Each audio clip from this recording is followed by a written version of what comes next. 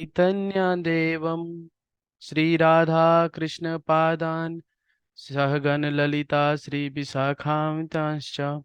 हे कृष्णा करुणा सिंधो दीनबंधो जगतपते गोपेश गोपिका कांत राधा कांत नमस्तुते। तप्त कांचन गौरांगी राधे वृंदावनेश्वरी वृषभानुसुते देवी प्रणमामि हरिप्रिये। वाञ्छाकल्पतरुभ्यश्च कृपा सिन्धुएव च पतितानां पावनेभ्यो वैष्णवेभ्यो नमो नमः। नमो विष्णुपादाय कृष्णपृष्ठाय भूतले श्रीमते भक्ति वेदांत स्वामिनीति नामिने। नमस्ते सरस्वती देवे गौरवाणी प्रचारिणे निर्विशेष शून्यवादी पाश्चात्य देश तारिणे। जय श्री कृष्ण चैतन्य प्रभु नित्यानंद श्री अद्वैत गदाधर श्रीवासादि गौर भक्त वृंद। हरे कृष्णा कृष्णा कृष्णा हरे हरे, हरे राम राम राम हरे हरे। शिला प्रभुपाद की। आज बहुत ही ऑस्पिशियस दिन है।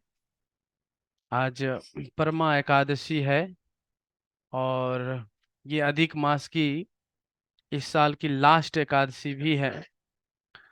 कल हम द्वादशी के दिन तीर्थ यात्रा करने जाएंगे, इसीलिए आज हम एकादशी के दिन भगवत गीता का अध्ययन कर रहे हैं, 8वें अध्याय का। ये अध्याय बहुत ही सुंदर है क्योंकि हम लोग सीरीज में पढ़ रहे हैं भगवत गीता। तो आप अगर 6 अध्याय से देखें तो पहले बताए थे भगवान कि ध्यान योग करो, है ना। अलग अलग तरह की पद्धतियां बताएं कि कैसे हम अपने मन को कंट्रोल करके भगवान में लगा सकते हैं। हर पद्धति का जो गोल है, जो लक्ष्य है, वो ये है कि हम कैसे अपने मन को भगवान में लगाएं। मेन क्रक्स तो ये है, कैसे हम अपने मन को भगवान में लगाएं, है ना। जैसे कल परसों एक भक्त मुझसे पूछ रहे थे, या वो अपने विचारों में आदान प्रदान करते हुए मुझसे शेयर कर रहे थे। उन्होंने कहा कि यदि सब कुछ भगवान के गाइडेंस में ही होता है, कहते हैं भगवान के मर्जी के बिना पत्ते भी नहीं हिलते, तो इस समाज में इतना बुराइयां क्यों हो रही है, लोगों को तकलीफ क्यों मिल रहा है, इसका क्या कारण हो सकता है ना। तो इसका एक छोटा सा जो रीजन है, उत्तर है, वो ये है कि भगवान हमसे प्रेम करना चाहते हैं, और जहाँ प्रेम होता है वहाँ कंट्रोल नहीं होता। इसीलिए भगवान हमें मैन्यूट, बहुत छोटा सा इंडिपेंडेंस दे रखे हैं। हमें आजादी है, हम क्या करें क्या ना करें इस बात की हमें थोड़ी बहुत आजादी है, लेकिन उसका फिर रिएक्शन हमें उसी प्रकार से मिलेगा। जैसे मैं ये एग्जांपल बहुत बार रिपीट करता हूँ अपने कई क्लासों में। तो हम लोग साथ में जॉब कर रहे थे, मैं और मेरे 2 कलीग्स। तो एक ने मुझसे, वो बीच में बैठते थे और हम 2 लोग उनके लेफ्ट एंड राइट बैठते थे। उन्होंने पूछा मुझसे कि व्हाट यू विल डू, आप क्या करोगे, है ना। सैटरडे संडे आ रहा है, जैसे आज सैटरडे संडे है। तो मैं बड़े उत्साह में बोला मंदिर जाऊंगा, भगवान के सामने नृत्य करेंगे, प्रसाद पाएंगे और कुछ प्रवचन सुनूंगा और अपने सभी दोस्तों से मिलूंगा। ये मैंने उन्हें उत्साह में बोला। ये बात 2018 की है। और उसने बगल वाले से पूछा तुम क्या करोगे सैटरडे संडे, तो उसने बोला मैं सोऊंगा, है ना। तो सबकी अपनी अपनी चॉइस है, वो सोया, उसको बॉडी रेस्ट मिला, उसको उस तरह की चीजें मिला होगा। सो हमें ये समझ लेना चाहिए कि हम जो चीज लुक फॉरवर्ड करते हैं, हम जो चीजें मांगना चाहते हैं, भगवान हमें वही देते हैं, है ना। और यदि भगवान को समझने का प्रयास करें, यदि हम भगवत गीता को समझने का प्रयास करें, तो भगवान जरूर हमें विजडम देंगे। तो 7वें चैप्टर में हमने पढ़ा भगवान कौन है, भगवान के एनर्जी के बारे में पढ़ा। हमने ये पढ़ा कि हम सर्वत्र भगवान को कैसे देख सकते हैं। फिर हमने ये नोट किया कि जो 14 नंबर श्लोक में, कि भगवान जो है अपने माया से, उनकी ही माया से हम लोगों को दूर कर रखे हैं। एक्चुअली हम लोग माया से फंसे हुए हैं और हम भगवान से दूर हैं। और फिर भगवान 15 श्लोक में कहते हैं कि 4 प्रकार के लोग जो हैं भगवान को सरेंडर नहीं करते। और 16 में कहते हैं कि 4 प्रकार के लोग भगवान का शरण लेते हैं, है ना। फिर हमने पढ़ा कि अन्य देवी देवता का लोग क्यों आराधना करते हैं। उनकी जो भौतिक इच्छाएं होती है, जो उनकी इच्छा पूरा कर दे, लोग उनके पास जाता है। लेकिन ये इच्छा पूर्ति भी भगवान स्वयं कृष्ण ही करते हैं। स्वयं भगवान ही हमें अस्थिर करते हैं कि आप शिव जी की पूजा आराधना करिए, या कोई भी देवी देवता की आराधना करने के लिए हमें भगवान ही इंस्पायर करते हैं। और धीरे धीरे धीरे धीरे जब हमारी बुद्धि और प्यूरिफाई होता जाता है, हम और सीखते जाते हैं, एक दिन ऐसा आता है जब हम कृष्ण भक्ति में संग लग जाते हैं।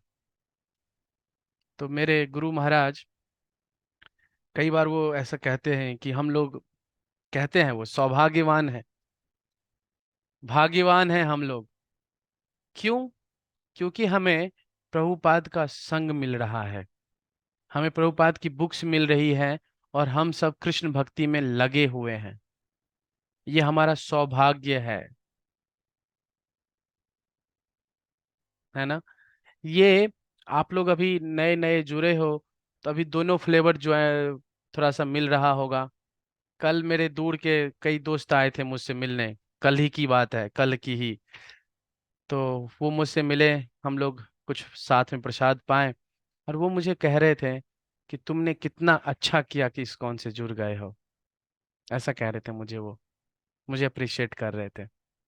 और कह रहे थे तुम्हारे पास तो हमेशा अच्छे लोग ही होते होंगे, ऐसा वो पूछ भी रहे थे, है ना। तो ये प्रभुपाद जी की बहुत कृपा है हम सब पर। तो जब हमारी बुद्धि प्यूरिफाई होती है, जब हम और इंटेलिजेंट होते हैं, देन हम कृष्ण भक्ति में लगते हैं। ये कृष्ण भक्ति साधारण नहीं है। बहुत जन्मों जन्मों के पुण्य इकट्ठा करने के बाद लोग कृष्ण भक्ति में लगते हैं। फिर हमने साथ में पढ़ा कि भगवान को हम कैसे प्राप्त कर सकते हैं, और 8वीं अध्याय जो आज हम स्टार्ट कर रहे हैं, उसमें तो इसका नाम ही है भगवत प्राप्ति, अटेंडिंग द सुप्रीम। ठीक है, अटेंडिंग द सुप्रीम। इसमें जैसे मैं हर क्लास के स्टार्टिंग में ब्रीफ बताता हूँ, इसमें 28 श्लोक है। वी विल ट्राई कि हम आज कवर कर ले। 28 श्लोक है, और जो बुद्धिमान लोग हैं उन्होंने समरी जो बनाए हैं 1 to 4। इसमें क्या है, अर्जुन जो है भगवान से क्वेश्चन पूछते हैं, है ना। आप देखोगे, 3rd चैप्टर स्टार्ट हुआ तो अर्जुन ने प्रश्न पूछा, 5th स्टार्ट हुआ तो अर्जुन ने प्रश्न पूछा। ये एक डायलॉग है, बातचीत, क्वेश्चन आंसर, है ना। ऑफ कोर्स ये गीत बोलते हैं, भगवान जो बोलते हैं वो गीत ही तो बोलते हैं, है ना। कहते हैं ना अधुरम मधुरम, है ना। भगवान का हर एक चीज इतना मधुर है, उनका बोलना भी गीत ही है। बैकुंठ के बारे में बोला जाता है कि वहाँ जो लोग हैं वो हर चीज गीत के रूप में करते हैं, वहाँ बोलते भी हैं, भगवान के जो गुणगान करते हैं वो भी गीत ही लगता है। तो ये गीत है, लेकिन ये क्वेश्चन आंसर के फॉर्मेट में है, क्योंकि यहाँ पे एक कह सकते हो आप गुरु शिष्य और दो दोस्तों के बीच का वार्तालाप है। यस। तो अभी जो 18th ये जो चैप्टर है, इसमें अर्जुन भगवान से क्वेश्चन पूछ रहे हैं, जिसमें उन्होंने कुछ चीजें पूछा और जिसका भगवान आंसर दे रहे हैं। फिर 5th to 8, remembering Krishna at the time of death, भगवान कृष्ण को अपने मृत्यु के समय कैसे याद किया जाए, उसके बारे में चर्चा है। फिर 9 to 13, भगवान को योग भक्ति, योग मिश्र योग भक्ति से कैसे याद किया जाए, उसके बारे में भगवान ने बताए हैं। फिर 14 to 16 remembering Krishna by pure bhakti. देखिए, हर एक चीज जैसे हमने थर्ड चैप्टर पढ़ा, मुझे बहुत सुंदर वो समझ में आया है, इसलिए मैं रिपीट करता हूँ। उसमें भी पहले यही बताया गया था कि यदि आपकी डिजायर प्यूरिफाई नहीं हुआ है, यदि आपकी अन्य चीजों के प्रति अभी भी आसक्ति है, डू प्रिस्क्राइब्ड ड्यूटीज, आप लोगों को याद है, और यज्ञ करिए भगवान विष्णु के लिए। उससे क्या होगा, आपका आत्मा, आपका जो कर्तव्य है, कर्म है, वो प्यूरिफाई हो जाएगा, और आपको फिर मतलब भगवान की भक्ति में संन्यास लेने में हेल्प मिलेगा। लेकिन ढोंगी संन्यास मत लीजिए, प्रिटेंडिंग डिवोटी मत बनिए। यहाँ पे भी देखिए, पहले कह रहे हैं, भगवान से कृष्ण ने कुछ प्रश्न पूछा, फिर उन्होंने पूछा कि टाइम डेथ हो, जब हमारा मृत्यु होगा, हम उस समय कैसे भगवान को याद कर पाए। उसके बाद ये बता रहे हैं कि योग मिश्रित भक्ति जो होता है, उसमें यदि कोई भगवान को याद करे, उसका क्या नतीजा, क्या फल, कैसे करेगा, ये सब एक्सप्लेन है। और 14 to 16 जिसे विशेष जोर देना चाहिए वो ये है, रिमेम्बरिंग कृष्णा बाय प्योर भक्ति। भक्ति तो अपने आप में शुद्ध है, लेकिन यहाँ प्योर वर्ड का उपयोग हुआ है, तो हमें ज्यादा कॉशियस होना चाहिए, सावधान। इस वर्ड का यहाँ मतलब क्या है ना। Then 70 to 22 material world versus spiritual world, है ना। क्यों नहीं नोएडा दिल्ली में ही रहे, है ना, बैकुंठ क्यों जाएं, ये हम थोड़ा सा क्लियर हो सकता है। And 23 to 28 supremacy of pure bhakti in attaining Krishna, ये एक्सप्लेन है। So let's start. अर्जुन वाच किम तद ब्रह्म ब्रह्म, किम आध्यात्म, किम कुरु कर्म पुरुषोत्तम, अधिभूतम च किम प्र, प्रभोक्ता मदि दैवम किम उच्यते। अर्जुन ने कहा, हे भगवान, हे पुरुषोत्तम, है ना। हम सबको ये ध्यान रखना चाहिए, आप लोग, हम सब जो है गहन अध्ययन कर रहे हैं भगवत गीता का, डीप स्टडी कर रहे हैं, इसीलिए यहाँ भगवान किसको बोला जाता है, मैं याद दिलाना चाह रहा हूँ आप लोगों को, जो 6 अपोलेंस से फुलफिल होते हैं। याद है ना आप लोगों को ये बात, जो 6 चीजों में अपोलेंट होते हैं उनको भगवान कहते हैं। फिर कह रहे हे पुरुषोत्तम, जो पुरुषों में उत्तम है, और वो कौन है, कृष्ण। ब्रह्म क्या है, ये पहला क्वेश्चन है अर्जुन का। फिर कहते हैं आत्मा क्या है, अध्यात्म क्या है।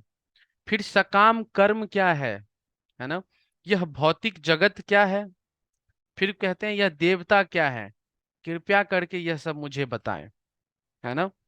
और देखो सेकंड नंबर भी, फर्स्ट एंड सेकंड में अर्जुन भगवान से प्रश्न पूछ रहे हैं।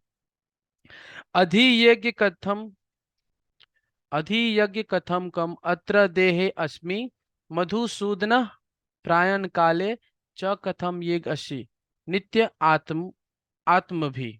हे मधुसूदन, फिर से हमें ध्यान रखना चाहिए यहाँ पे, इस वाले शब्द में मधुसूदन क्यों क्यों उपयोग हुआ है, क्योंकि भगवान मधु नाम के दानव को हत्या किए थे, वध किए। मधु मतलब जो कंफ्यूजन करे, तो हमारे दिमाग में भी कई बातों को लेके कंफ्यूजन हो जाता है, डाउट। फिर हम प्रश्न पूछते हैं, प्रभु जी आई हैव अ क्वेश्चन, है ना। वो जो डाउट है, जब तक संशय हमारे दिमाग में बना रहता है, हम अच्छे से कोई काम नहीं करते, है ना प्रभु जी। लेकिन यदि कोई वो डाउट को क्लियर कर दे, तो फिर हमें वो सेवा करने में बहुत आसान हो जाता है, चाहे किसी को पैसा देना हो या किसी से हेल्प लेना हो। तो इसीलिए मधुसूदन यहाँ पे यूज हुआ है। फिर पूछ रहे यज्ञ का स्वामी कौन है,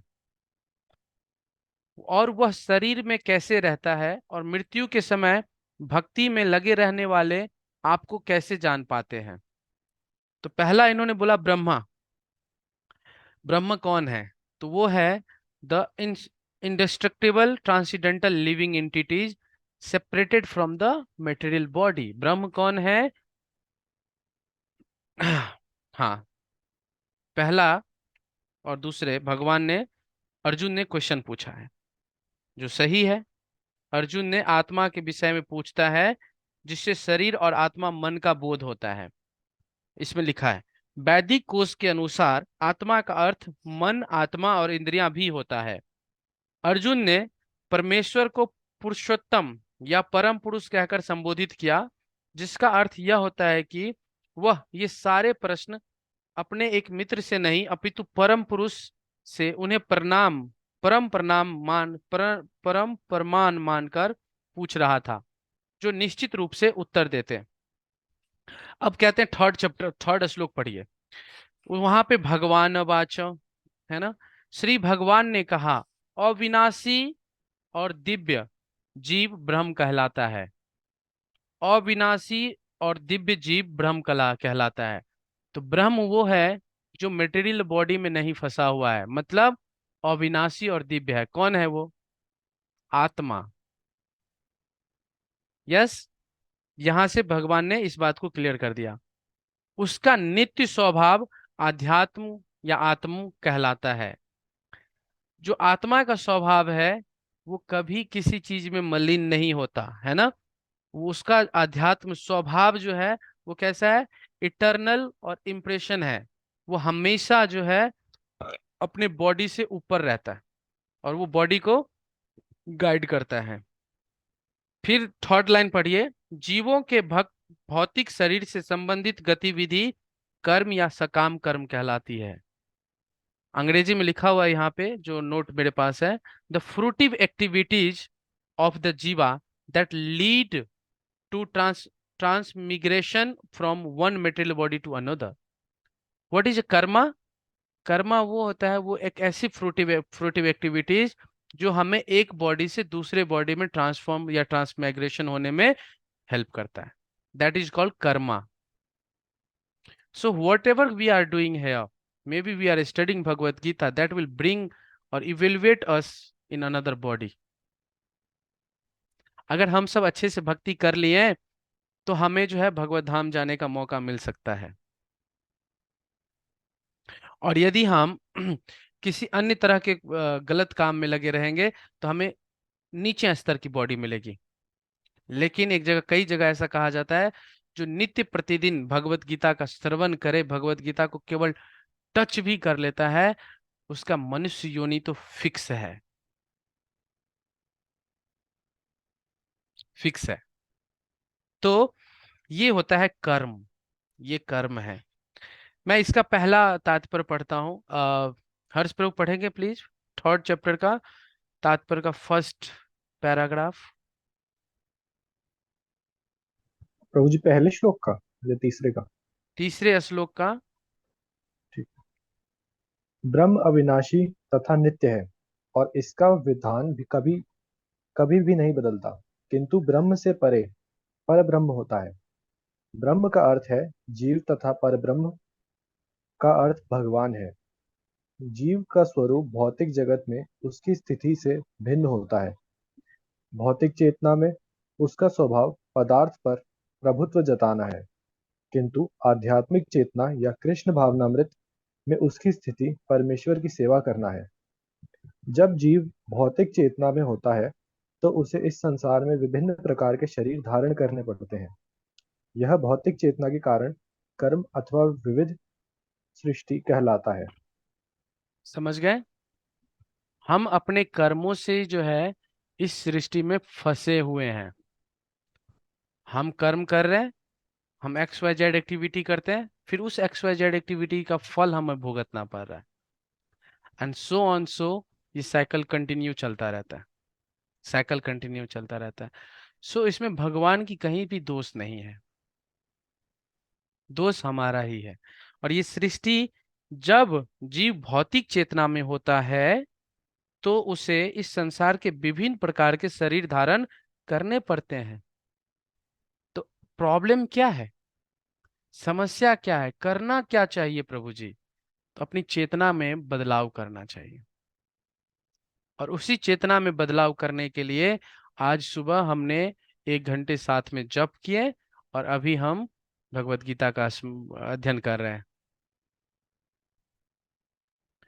थर्ड, फोर्थ नंबर श्लोक। भगवान बता रहे हैं, हे देहधारियों में श्रेष्ठ, अर्जुन को कह रहे हैं, निरंतर पर्वत परिवर्तनशील यह भौतिक प्रकृति अधिभूत कहलाती है ना।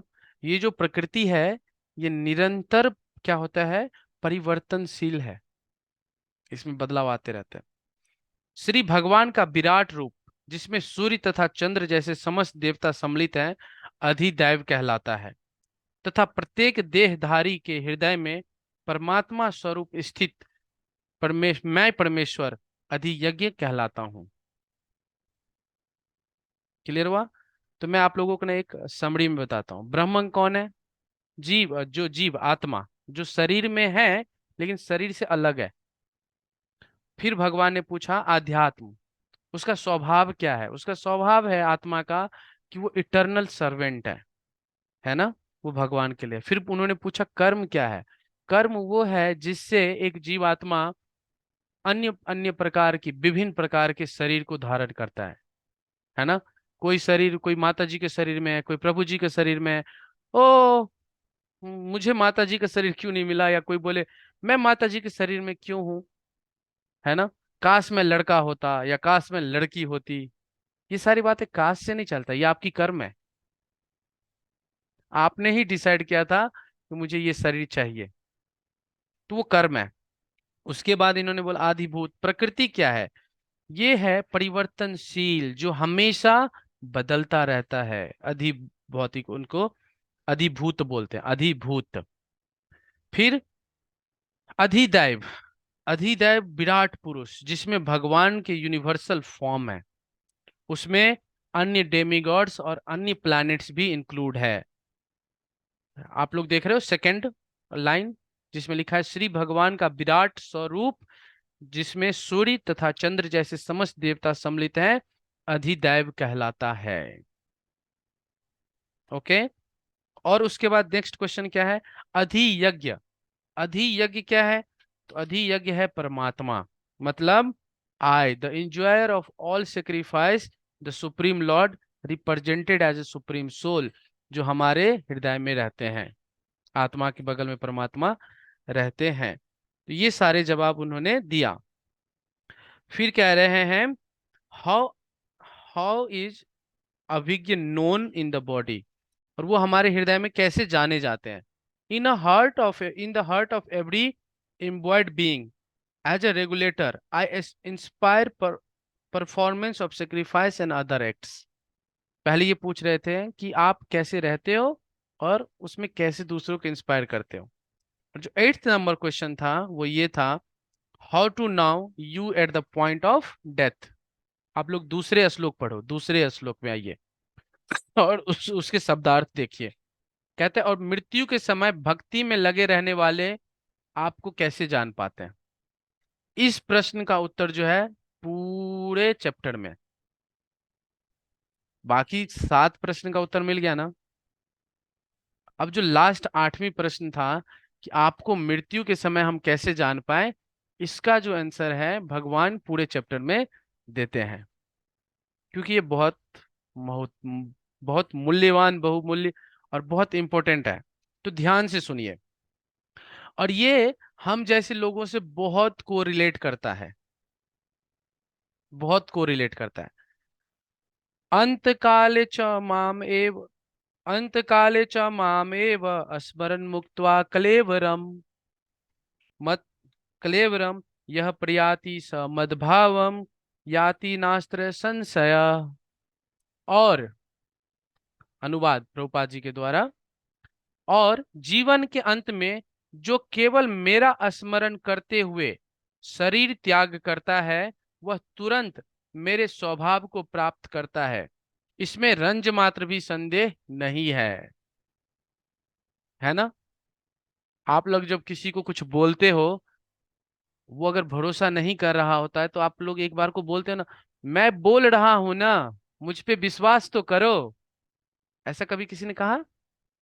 प्रभु जी अगर मैं आपको ये चीजें दे रहा हूं तो अच्छा चीजें ही दे रहा हूं, ऐसा बोलते हैं ना हम लोग आम बोलचाल में। अब यहाँ पे देखिए भगवान कह रहे हैं, एक बार भगवान पे भरोसा तो करिए। और क्या कह रहे हैं भगवान? अंत काले च माम एव स्मरणम मुक्त्वा कलेबरम य प्रयाति स मत भावम याति अस्ति अत्र संशय। जो केवल मेरा स्मरण करते हुए शरीर का त्याग करता है वह तुरंत मेरे स्वभाव को प्राप्त करता है, इसमें संदेह नहीं है। तो हमारा लास्ट जो यूपीएससी एग्जाम है वो ये है कि जब हम लोग शरीर त्यागने लगेंगे तो भगवान को याद कर पाएंगे या नहीं। जब हमें 84 नोट 40,000 40,000 बिच्छू काटने की डंक, जब वो डंक मारते हैं उतना दर्द होगा, उस समय हम भगवान को स्मरण कर पाएंगे? ये हमारा फाइनल एग्जाम है। इसीलिए हम जो है अपने जीवन में हर प्रत्येक दिन निरपराध और कंटिन्यू निरंतर सुख और दुख में भगवान को याद करते रहते हैं। अभी से हम कहते हैं नेट प्रैक्टिस कर रहे हैं। नेट प्रैक्टिस है ना, क्रिकेट का प्रैक्टिस मैच खेल रहे हैं। क्योंकि जब हम फाइनल खेलेंगे वर्ल्ड कप का, उस समय जब धड़ाम धड़ाम यॉर्कर आएगी, फुल टॉस बॉल आएंगे, तो हम कैसे उसमें खेलें, कैसे बैट घुमाएं। आई लव क्रिकेट, है ना। उसकी तैयारी चल रही है अभी से। यदि कोई ये सोचे कि प्रभु जी फिर जरूरत ही क्या है, आप ये सुबह सुबह डेली जो भगवत जप करते हो, इसकी जरूरत नहीं है, हम तो बस मरते समय याद कर लेंगे, है ना। मरते समय आप छोड़ो भगवान को याद करना, आप तो पूरे साल पढ़ लो और अगर एग्जाम के दिन ना पढ़ो तो आपको तो क्वेश्चन पेपर आंसर याद नहीं होता, है कि नहीं। तो भगवान को आप कहाँ से याद कर लोगे। और क्या भगवान इतने इजी है जो हमने 7वें चैप्टर में पढ़ा है ना, इतनी आसान है भगवान को स्मरण कर पाना। इसीलिए हम डेली नेट नेट प्रैक्टिस कर रहे हैं, भगवान को स्मरण कर रहे हैं और भगवान को हर सुख दुख में ढूंढ रहे हैं कि भगवान हमें कितना हेल्प कर रहे हैं। तो जब हम मरने मरते हुए भी जब ये शरीर छोड़ेंगे, हमें भय नहीं होगा, क्योंकि हमें तो विदित है ना कि भगवान ने भगवत गीता में कहे हैं कि अगर मरते समय हम उनका स्मरण करेंगे तो हमें तो कुछ अच्छा ही मिलने वाला है कि नहीं। जिसको प्रॉब्लम है, जिसको डर है, वो डर में रहे ना, हमें तो डर नहीं लगेगा। यस। इस श्लोक में तात्पर्य से पढ़ रहा हूं मैं, कृष्ण भावनामृत की महत्ता दर्शाई गई है। जो कोई भी कृष्ण भावनामृत में अपना शरीर छोड़ता है वह तुरंत परमेश्वर के दिव्य स्वभाव मद भाव, मद मतलब मेरे भाव को प्राप्त करता है। परमेश्वर शुद्धाति शुद्ध हैं, अतः जो व्यक्ति कृष्ण भावना भावित होता है वह भी शुद्ध अति शुद्ध होता है। स्मरणम शब्द महत्वपूर्ण है। ध्यान से सुनो। कृष्ण का स्मरण उस अशुद्ध जीव से नहीं हो सकता जिसने भक्ति में रहकर कृष्ण भावनामृत का अभ्यास नहीं किया। अतः मनुष्य को चाहिए कि जीवन के प्रारंभ से ही कृष्ण भावनामृत का अभ्यास करें। यदि जीवन के अंत में सफलता वांछनीय है तो कृष्ण का स्मरण करना अनिवार्य है। अतः मनुष्य को निरंतर, जोर से बोलिए आप लोग, हरे कृष्ण हरे कृष्ण कृष्ण कृष्ण कृष्ण हरे हरे, कृष्ण हरे हरे, हरे हरे राम राम राम राम राम हरे राम हरे, हरे हरे। इस महामंत्र का जाप जप करना चाहिए। श्री चैतन्य महाप्रभु ने उपदेश दिया है कि मनुष्य को वृक्ष के समान सहिष्णु होना चाहिए। और देखो आगे लिखा है फिर से, हरे कृष्ण कृष्ण कृष्ण कृष्ण हरे हरे, कृष्ण हरे हरे, हरे राम हरे राम राम राम राम हरे राम हरे हरे हरे। का जप करने वाले व्यक्ति को अनेक व्यवधानों का सामना करना पड़ सकता है ना। तो भी इस महामंत्र का जप करते रहना चाहिए, जिससे जीवन के अंत समय कृष्ण भावनामृत का पूरा पूरा लाभ प्राप्त हो सके। दो तीन बातें मैं बताना चाहता हूं आप लोगों को। पहला, आप लोग देखोगे कि प्रभुपाद जी कई जगह एक ही बात को बार बार रिपीट करते हैं। तो आजकल के कुछ सो कॉल्ड है ना विद्वान कहते हैं, oh what to read Prabhupada book, so much repetition, है ना। तो हमारे कई आचार्य कहते हैं तू गधा है। रिपीटेशन, अगर कोई एक ही बात को बार बार दोहराता है, इसका क्या मतलब हो सकता है? अनम्यूट करके बोलिए हर्ष प्रभु। सर वो बात काफी इम्पोर्टेंट है। काफी इंपॉर्टेंट है, यस। सो प्रभुपाद जी भी जो बात इंपॉर्टेंट है उसको हर श्लोक में हर जगह पे बार बार लिखते हैं। अब सोचिए, हम लोग प्रभुपाद की मेहनत के बारे में जरा। प्रभुपाद एक ही जगह लिख देते कि हम कंडीशन्ड सोल हैं, वो हर जगह लिखते हैं। वो हर जगह लिखते हैं कि हम सबको 16 माला जप करना चाहिए, 4 रेगुलेटिव प्रिंसिपल फॉलो करना चाहिए, हर जगह लिखते हैं। क्योंकि पता नहीं ना, हम कभी भी 4 रेगुलेटिव प्रिंसिपल फॉलो करना बंद कर सकते हैं। आसान नहीं है। इस ये जो तात्पर्य है बहुत बहुमूल्य है। क्यों? इसमें 2 बार महामंत्र है। प्रभुपाद जी चाहते हैं एक बार हरे कृष्ण महामंत्र लिख देते, मतलब हरे कृष्ण महामंत्र का जप करना, ये भी लिख देते। लेकिन इन्होंने पूरा 16 अंक का हरे कृष्ण महामंत्र पूरा क्यों लिखा? प्रैक्टिस। और उसके बाद इन्होंने क्या कहा? हमें वृक्ष की तरह जो है सहिष्णु होना चाहिए, टॉलरेंट होना चाहिए। क्योंकि ये जो जप करने वाले व्यक्ति को अनेक व्यवधानों का सामना करना पड़ सकता है। जब तक आप इस्कॉन ना आओ, आप ठीक हो। इस्कॉन आने लग जाओ, आपकी मम्मी पहले उंगली उठाएंगी। बेटा इस्कॉन जाना तो ठीक है, बट पवाजी मत बन जाना। अब मैंने आप लोगों को ऑलरेडी बता चुका हूं, मैं उस चैप्टर में नहीं जाऊंगा। लोगों को इस्कॉन आने में, बाबाजी मतलब ब्रह्मचारी बनने में या अपना लाइफ देने में ही क्यों सोचने लग जाते हैं? क्योंकि लोग हमेशा बेस्ट सोचते हैं, और ब्रह्मचारी बनना बेस्ट जीवन है। Anyway, coming to another point. तो फिर हमें पड़ोसी बोलने लग जाता है, अरे जितने देर भगवत गीता पढ़ते उतने में तो तुम कमा लोगे। जैसे उसने कमा के बहुत बड़ा काम कर दिया, है ना। उतना कमा कर भी क्या फायदा जिससे सुख शांति ना मिले, मन शांत ना हो, चित्त जो है भगवान में ना लगे। कमाना गलत नहीं है, पैसा गलत नहीं है, पैसा तो खूब चाहिए। प्रभुपाद जी से एक भक्त ने कहा था कि एक साधु पहुंचे थे अमेरिका, वो पैसे को टच भी नहीं करते थे, छूते भी नहीं थे।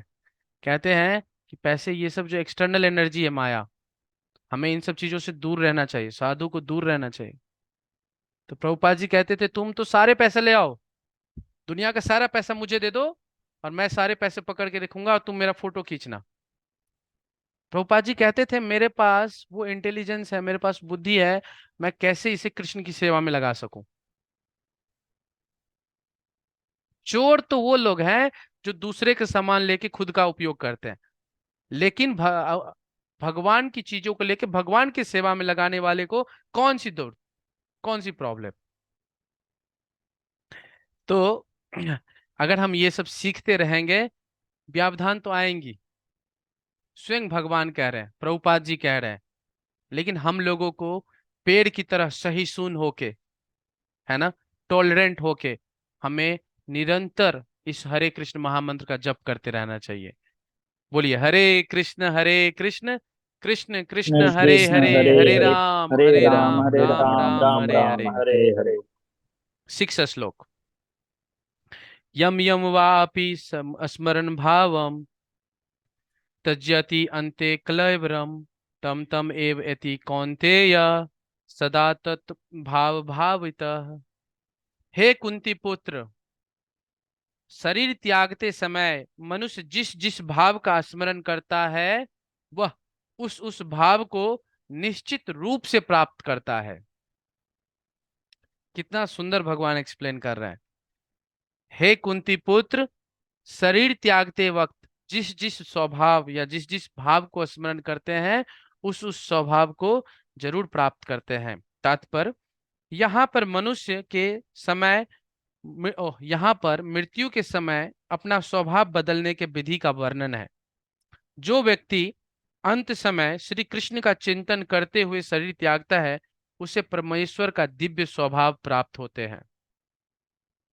किंतु सत्य नहीं, किंतु यह सत्य नहीं, यदि कोई मृत्यु के समय श्री कृष्ण के अतिरिक्त कुछ और सोचता है, उसे दिव्य अवस्था प्राप्त होती है। ये सत्य नहीं है ना। हमें इस बात पर विशेष ध्यान देना चाहिए।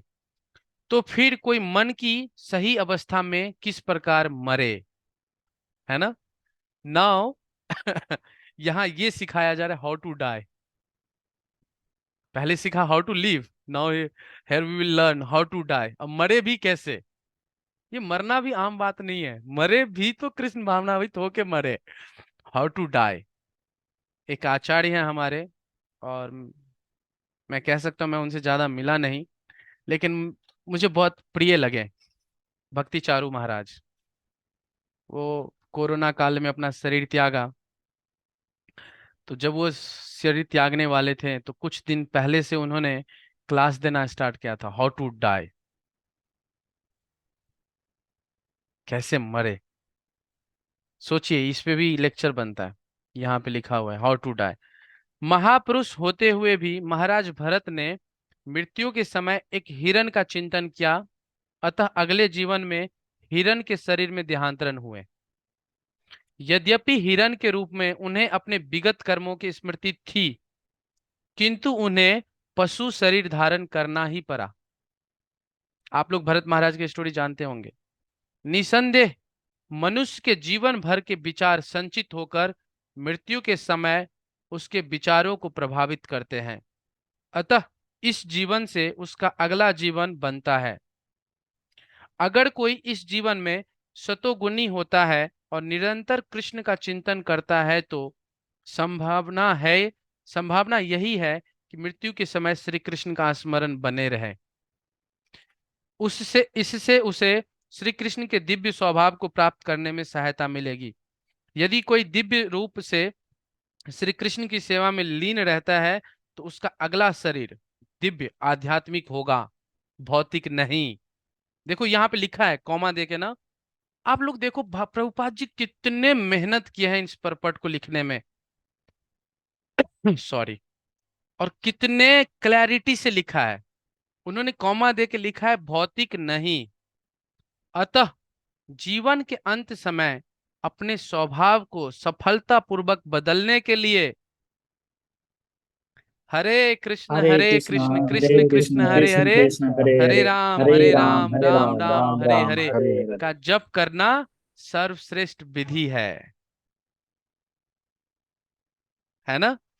ये सर्वश्रेष्ठ विधि है। देखिए कितना जोर दिया जा रहा है इस श्लोक पे। आगे पढ़ते हैं। तस्मात् सर्वेषु कालेषु माम अनुस्मर, युध्य च मयि अर्पित, मनः बुद्धि माम एव अस्यसि अस्यम। एतैव, अनुवाद प्रभुपाद जी द्वारा।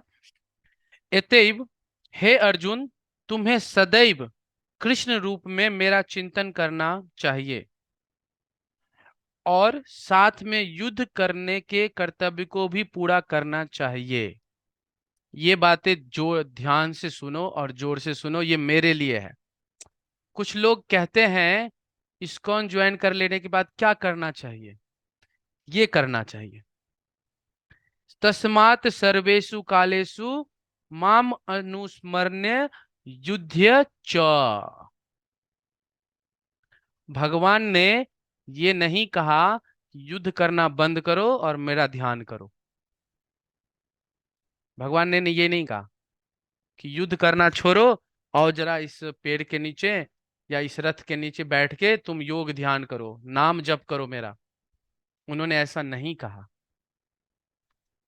लोग जो पढ़ते नहीं वो इस बात से कंफ्यूज होते हैं। कहते प्रभु जी अगर मैं इस्कॉन आने लग जाऊं तो मुझे घर गृहस्थी नौकरी छोड़ना होगा क्या।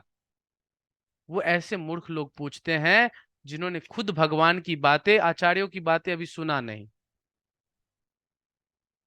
कब छोड़ना चाहिए कब नहीं छोड़ना चाहिए तो आचार्य के हिसाब से बताएंगे ना। ये तो भगवान स्वयं मार्गदर्शन कहते हैं। लेकिन जो लोग भगवान के मार्गदर्शन नहीं लेते हैं वो पहले व्याकुल हो जाते हैं। वो पहले परेशान हो जाते हैं। यहां देखिए भगवान क्या कह रहे हैं, तुम सदैव कृष्ण रूप में मेरा चिंतन, तुम्हें तुम्हें सदैव कृष्ण रूप में मेरा चिंतन करना चाहिए, करते रहते जी, चलो। Krishna is saying let's do it. भगवान कह रहे हैं तो करेंगे ना।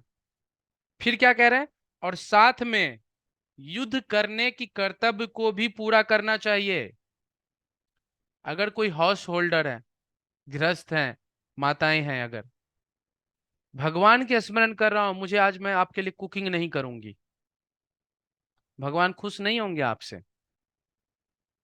आप गृहस्थ हो, सुबह उठ के भगवान नाम का जप करो और दिन में पैसे नहीं कमाओगे, भगवान माफ नहीं करेंगे आपको।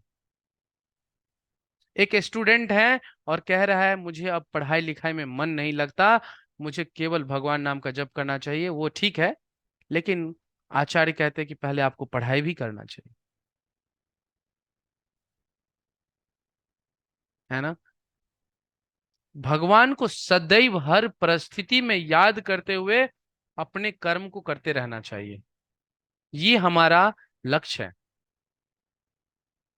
यहाँ पे लिखे हैं भगवान ने, अपने कर्म को मुझे समर्पित करके तथा अपने मन एवं बुद्धि को मुझ में स्थिर करके तुम निश्चित रूप से मुझे प्राप्त कर सकोगे। सोचो ना, सोचो कितना आसान होगा यदि हम अपने कर्म को भगवान में लगा दें। जैसे मान लो आप लोग यहाँ पे 5-6 लोग अभी ये क्लास सुन रहे हो, तो मैंने पानी लाया हर्ष प्रभु के लिए, मैंने कुकिंग की प्रताप प्रभु के लिए, यू नो मैंने झाड़ू लगाया सुमित प्रभु के लिए। So I do different activities for different people now, और इससे क्या होगा, फिर एक्सपेक्टेशंस हो जाएंगी। और यदि इसी को ऐसे सोचे कि what ever I just do for the Krishna, ये लोग भी तो कृष्ण के ही अंश हैं, मैं भगवान की प्रसन्नता के लिए इनकी सेवा कर रहा हूं। अगर इस तरह सोचे तो हमारा मन और बुद्धि भगवान में स्थिर हो जाएंगे, है ना। और फिर हम जो है निश्चित रूप से भगवान को प्राप्त कर सकेंगे, भगवान स्वयं ऐसा कह रहे हैं। तात्पर्य पढ़ता हूं, कोई पढ़ेंगे आप में से, 7th का तात्पर्य। प्रभु जी बोल अर्जुन दीजिए। को हाँ नितिन प्रभु पढ़िए। अर्जुन को दिया गया यह उपदेश भौतिक कार्यों में व्यस्त रहने वाले समस्त व्यक्तियों के लिए बड़ा महत्वपूर्ण है।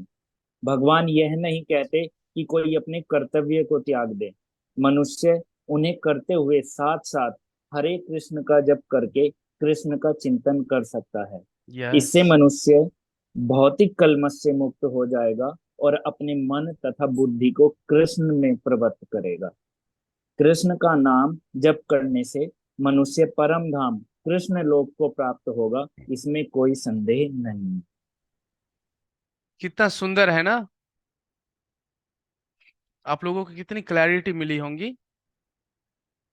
फिर आगे पढ़ते हैं, अब क्या कह रहे हैं, अभ्यास योग युक्ते चेतसाना अन्य गामिना परमम पुरुषम दिव्य याति पार्थ अनुचित्य। हे पार्थ, जो व्यक्ति मेरा स्मरण करने में अपना मन निरंतर लगाए रखकर, हे पार्थ, जो व्यक्ति मेरा स्मरण करने में अपना मन निरंतर लगाए रखकर अविचलित भाव से भगवान के रूप में मेरा ध्यान करता है, वह मुझको अवश्य ही प्राप्त होता है। देखिए प्रभु जी, जैसे मैं एक फोन का एग्जांपल देता हूँ। ये फोन है ना, ये रियलमी फोन है मेरा। मुझे आप लोग बताओ, इसके जो मैन्युफैक्चरर कंपनी है रियलमी, वो इस फोन के फीचर्स को ज्यादा अच्छे से जानता है या मैं ज्यादा अच्छे से जानता हूँ? Manufacturer. Okay, so if manufacturer is saying me कि इसकी जो कैमरा है वो 64 MP मेगापिक्सल है, बट मैं कह रहा हूँ नहीं, इसका मेगापिक्सल 128 मेगापिक्सल है, मैं ज्यादा कह रहा हूँ मान लो। सच बात कौन सा है? जो मैन्युफैक्चरर ने कही है। करेक्ट। लेकिन मैं भी तो कुछ कह ही रहा हूं ना, मैं भी तो कह रहा हूँ 128 है। तो फिर थोड़ी देर बात कर लो हर्ष प्रभु, मैं भी तो कह रहा हूं ना, आपको मेरी बात पे भरोसा नहीं है? प्रभु जी, बट जो क्रिएटर है वो ज्यादा जानेगा ना। वो ज्यादा जानता है। सो यदि आपको अगर दो बातों यहाँ रखा जाए इस फोन के बारे में, मैन्युफैक्चरर की बातें और मेरी बातें, तो you will go with manufacturer बातें। जी प्रभु जी। That's all. मैं ये बताना चाहता हूँ कि भगवान जो समस्त सृष्टि के निर्माण करता है, जिन्होंने सारी चीजें बनाया है, वो यदि सब कुछ हर शब्द के साथ उपयोग करके कह रहे हैं, तो आप उनकी वो बातों को मान क्यों नहीं रहे हो? मान जाओ। कैसे? तो यहाँ कह रहे हैं, जो व्यक्ति स्मरण करने में अपना मन निरंतर लगाए रखकर, हमारा मन निरंतर नहीं लगेगा, इसीलिए तो कह रहे हैं निरंतर लगाकर। मन का स्वभाव ही ऐसा है। हमें इसीलिए क्या करना चाहिए? मन को निरंतर भगवान में लगाए रखना चाहिए। कैसे? अविचलित भाव से, है ना? ऐसा नहीं कि आज मजा आ रहा है तो 32 माला करेंगे जी, और कल ओहो प्रभु जी उसने आज बहुत दुख दे दिया, मेरा तो मन नहीं कर रहा है माला करने का, भगवान है क्या? कई लोग तो ऐसे क्वेश्चन पूछते थे। देखो अगले दिन वो भगवान को घी चलाते, मतलब ये ना दूध डालते, जो भी बहुत कुछ करते हैं, दूसरे दिन क्वेश्चन, भगवान सच में एग्जिस्ट करते हैं? ओ भगवान। राइट?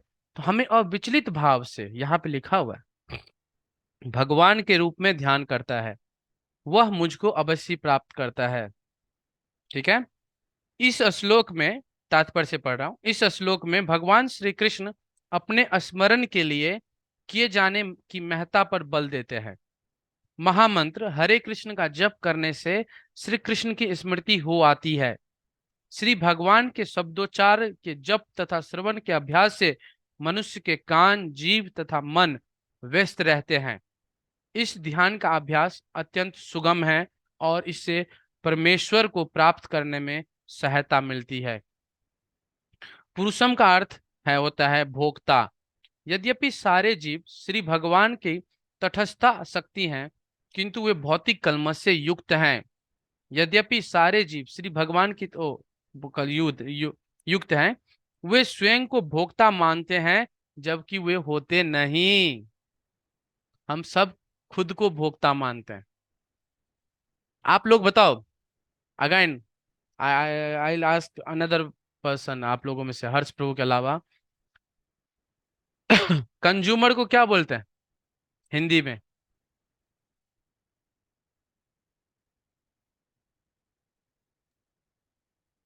यस सुमित प्रभु। हाँ नितिन जी प्रभु। ग्राहक। ग्राहक, कंज्यूमर को ग्राहक बोलते हैं। भोक्ता सामान लेने सुमित प्रभु आपने दूसरा वर्ड क्या बोला? और भोक्ता। उपभोक्ता बोलते हैं ना? और तो पहला, अब मैं आप लोगों से प्रश्न पूछ रहा हूं समझाने के लिए।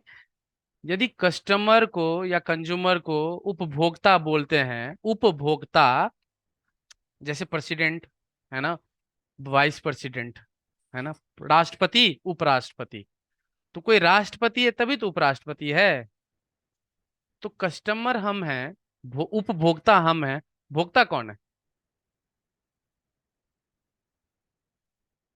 जैसे हर कॉलेज में जो है एक सेकंड देना, हर कॉलेज में वाइस चांसलर होता है, तो फिर चांसलर कौन है?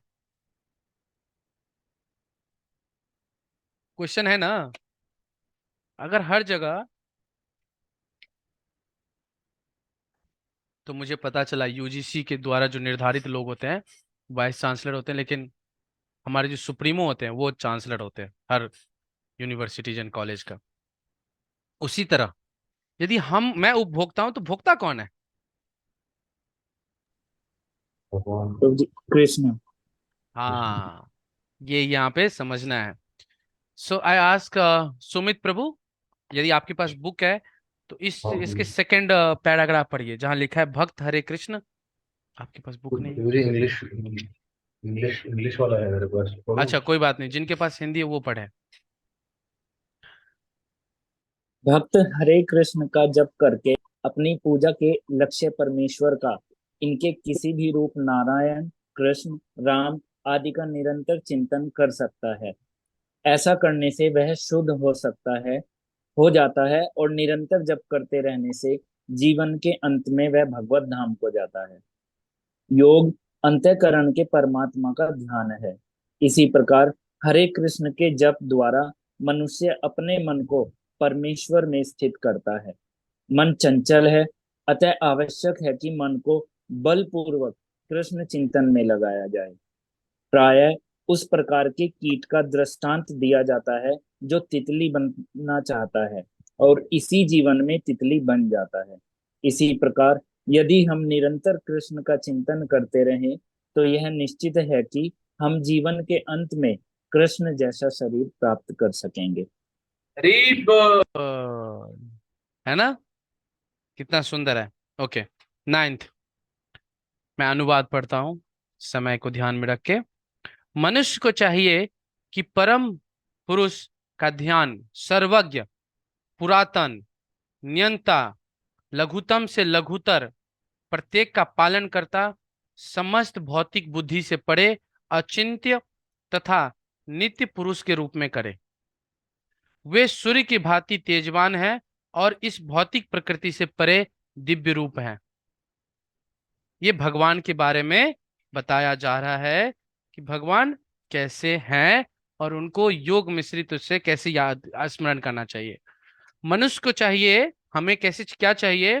परम पुरुष का ध्यान सर्वज्ञ करना चाहिए, पुरातन, नियंतता, लघुतम से लघुतर, छोटे से बहुत छोटा तक, प्रत्येक का पालन करता, समस्त भौतिक बुद्धि से परे, अचिंत्य तथा नित्य पुरुष के रूप में करे। वे सूर्य के भांति तेजवान है और भौतिक प्रकृति से परे दिव्य रूप है। यहां भगवान के इस तरह की चिंतन को याद करने के लिए कहा जा रहा है। मृत्यु के समय, 10th नंबर, मृत्यु के समय जो व्यक्ति अपने प्राण को भौमे के मध्य स्थिर कर लेता है और योग शक्ति के द्वारा अविचलित मन से पूर्ण भक्ति के साथ परमेश्वर के स्मरण में अपने को लगाता है, वह निश्चित रूप से श्री भगवान को प्राप्त होता है। क्या कह रहे हैं? निश्चित रूप से क्या करना होगा? मृत्यु के समय आपको अपने प्राण को क्या करना होगा? यहाँ पे एकत्रित करना पड़ेगा। एंड देन पूरे मन को जो है अविचलित होकर पूरे परमेश्वर के ध्यान करना पड़ेगा, उससे आप भगवान को प्राप्त करोगे। वेदों, जो वेद के ज्ञाता है, जो ओमकार का उच्चारण करते हैं और जो सन्यास आश्रम के बड़े बड़े मुनि हैं, वे ब्रह्म में प्रवेश करते हैं। ऐसी सिद्धि की इच्छा करने वाले ब्रह्मचारी व्रत का अभ्यास करते हैं। अब मैं तुम्हें वह विधि बताऊंगा जिससे कोई भी व्यक्ति मुक्ति लाभ कर सकता है। भगवान जो है कह रहे हैं कि ये परिस्थिति जो है, जो ब्रह्मचार्य व्रत पालन करने वाले ब्रह्म जो सन्यासी लोग होते हैं वो जाते हैं, और भगवान अब वो विधि बताएंगे जिससे व्यक्ति को लाभ मिलता है। 12, समस्त इंद्रिय क्रियाओं से विरक्ति को योग की स्थिति कहा जाता है। सभी इंद्रियों को विरक्ति के योग में स्थित कहा जाता है। समस्त इंद्रिय क्रियाओं से विरक्त, जो अलग क्रियाओं से अलग होता है, इंद्रियों के समस्त द्वारों को बंद करके तथा मन को हृदय में और प्राण वायु को सिर पर केंद्रित करके मनुष्य अपने को योग में स्थापित करता है ना? इंद्रिय के समस्त द्वारों को बंद करके, इसका क्या मतलब है? जो आंख बंद कर लेते हैं, देखते नहीं है, तो उसका मतलब ये होता है कि उन चीजों से हमारा मन विचलित ना हो, क्योंकि हमारा मन क्या है? स्टोर हाउस ऑफ थॉट है, स्टोर हाउस ऑफ एक्सपीरियंस है, राइट? जैसे अभी मैं अगर बोल दूं गुलाब जामुन। किस किस को याद आ गया? मीठा होता है, ब्राउन कलर का होता है, राइट? अब खाने का मन किस किस को कर रहा है? तो स्मरण मात्र से जो है हमें वो चीजें इच्छा हो जाएगा। इसीलिए हमें क्या करना चाहिए, इसको बंद करके रखना चाहिए, अपने इंद्रियों को, द्वार को, और फिर मन को हृदय में और प्राण वायु को सिर में केंद्रित करके योगाभ्यास करना चाहिए ध्यान पूर्वक। प्रभु जी, फर्स्ट लाइन का मतलब एक बार दोबारा से बता दो। समस्त इंद्रिया क्रियाओं से विरक्ति को योग में स्थिति। हाँ, यदि आप गुलाब जामुन खाने में लग जाओगे तो आप भगवान पे फोकस नहीं कर पाओगे ना। तो यहाँ पे ये कहा जाता है कि आपको जो है अपने भोजन से, मतलब जो विरक्ति है उसमें, उन चीजों से अपने आप को अलग करना पड़ेगा। जब किसी चीज को आप बंद करोगे तभी तो आप दूसरे चीज से योग करोगे। योग का मतलब होता है भगवान से संबंध बनाना, है ना? जब मान लो मैं यहाँ पे बैठूंगा और बैठ के मैं जब तक आंखें बंद ना करूं, जब मैं विचार को आने दूं, तो मैं भगवान से कैसे योग कर पाऊंगा? I have to leave something. जैसे आप सब अभी भगवत गीता का ये प्रवचन या क्लास में अटेंड कर रहे हो, तो डेफिनेटली अभी आपने कुछ ना कुछ चीजों को तो छोड़ रखे होंगे। जैसे कुछ लोग हैं जिन्हें मैं जानता हूँ, मोबाइल चलाने की बहुत आदत है। हो सकता है अभी भी चला रहे होंगे, लेकिन जब हम अभी क्लास में है तो मैं तो नहीं चला रहा हूँ, आप नहीं चला रहे हो, हर्ष प्रभु, स्पेशली फॉर यू। आप निरंतर फोकस होके देख रहे हो ना, क्लास अटेंटिवली सुन रहे हो ना, तो आपने बहुत सारी जो क्रियाएं हैं उससे विरक्ति तो कर रखे हो ना। नहीं तो इस 1 घंटे में आप क्या क्या कर लेते हैं? थोड़ा थोड़ा जस्ट ऐसे इमेजिन करके सोचो कि यदि आप ध्यान पूर्वक ये क्लास नहीं सुन रहे होते तो इस 1 घंटे में आप कितने बार मोबाइल को टच किए होते? दैट्स हाउ विरक्ति हमें चाहिए। संसार से छोड़ो, देन कहीं जुड़ो। इधर छोड़ोगे इधर जुड़ोगे। और जुड़ने के लिए आगे बताया गया है, इसको बंद करना पड़ेगा इंद्रियों के समस्त द्वार को, क्योंकि वो इंफॉर्मेशन देता है मन को। इसीलिए कहा जाता है जैसे लोगों के संग में रहोगे वैसी सारी बातें सीखोगे ना, क्योंकि वो आपके इंद्रियों को वैसी चीजें देती है। अब हो गया क्लियर? नेक्स्ट, इस योग अभ्यास में स्थित होकर तथा अक्षरों के परम परम संयोग यानी ओमकार का उच्चारण करते हुए यदि कोई श्री भगवान का चिंतन करता है और अपने शरीर का त्याग करता है तो वह निश्चित रूप से आध्यात्मिक लोक को जाता है। देखिए, ये सारी तपस्या भी करोगे और फिर ओमकार का उच्चारण करोगे, क्योंकि ओमकार स्वयं भगवान है। ओमकार को उच्चारण करते हुए भगवान का चिंतन करोगे। कौन से भगवान का? राधा श्याम सुंदर, जिसके बारे में छठे छठे चैप्टर के लास्ट श्लोक के परपट में कहा है, मेरे श्याम सुंदर स्वरूप का चिंतन करोगे, और उस समय यदि त्याग करोगे आध्यात्मिक लोक को जाओगे। लेकिन 14 से स्टार्ट हो रहा है भक्ति वाला। ये सुनो, हे अर्जुन, देखो जहां जहां भगवान कहते हैं ना, वहां विशेष जोर देते हैं। जो अनन्य भाव से निरंतर मेरा स्मरण करता है उसके लिए मैं सुलभ हूं, क्योंकि वह मेरी भक्ति में प्रवृत्त रहता है। अब बताओ, आंख कान बंद करना, भौमे पे यहाँ पे प्राण को स्थिर करना, फिर ओमकार का उच्चारण करना, भगवान के बारे में चिंतन करना, वो ज्यादा आसान है या निरंतर भगवान को स्मरण करना और भक्ति भाव से प्रेम से सेवा करना, कौन सा आसान है? भक्ति भाव से सेवा करना। सेकंड वाला तो। सेकंड वाला। इसीलिए इसको भक्ति भाव प्रेम कहा जाता है, प्योर भक्ति कहते हैं। इसमें ऐसा कोई कहते हैं ना, अष्टांग योग करने की कोई जरूरत नहीं है। इस श्लोक में उन निष्काम भक्तों द्वारा प्रातव्य अंतिम गंतव्य का वर्णन है जो भक्ति योग के द्वारा श्री कृष्ण श्री भगवान की सेवा करते हैं। पिछले श्लोकों में 4 प्रकार के भक्तों का वर्णन हुआ, आर्त, जिज्ञासु, अर्थार्थी तथा ज्ञानी। मुक्ति के विभिन्न विधियों का भी वर्णन हुआ, कर्म योग, ज्ञान योग, हठ योग। इन योग पद्धति के नियमों में कुछ न कुछ भक्ति मिली रहती है। योग विस्तृत जिसको बोला हमने। देखो ये चार तरह के लोग आते हैं, और ये तीन तरह की ये तीन के बाद मतलब कर्म योग, ज्ञान योग, हठ योग, इन सब में से कुछ ना कुछ करते रहते हैं। कुछ कर्म के द्वारा, कुछ ज्ञान के द्वारा, कुछ हठ योग, है ना। इसमें भक्ति मिला हुआ होता है।